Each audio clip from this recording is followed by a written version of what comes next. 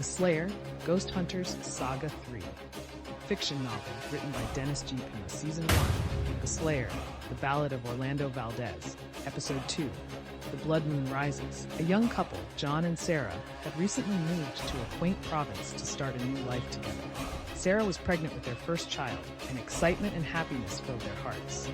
However, the townsfolk's strange glances and unsettling whispers left a lingering sense of unease. One day, while browsing at the market, a mysterious young man approached Sarah. His eyes held a warning as he urged her to be cautious and handed her a piece of paper with the name of the town priest scribbled on it. Bewildered, Sarah turned to find her husband, John, who dismissed the encounter as mere paranoia. As the day waned into night, a sense of foreboding enveloped Sarah. She insisted on calling for a ride home, feeling eyes boring into her from all directions.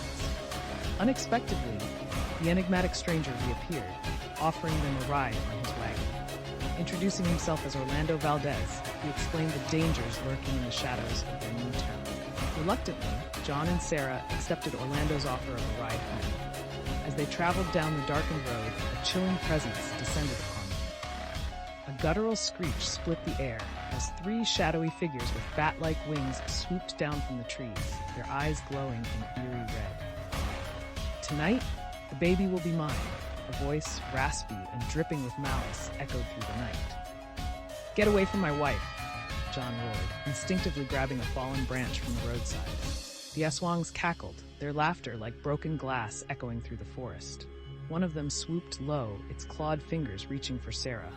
"You're too late, mortal," it hissed. Orlando, swift and agile, sprang into action.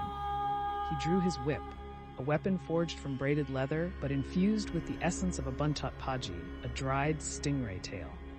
The whip wasn't just leather.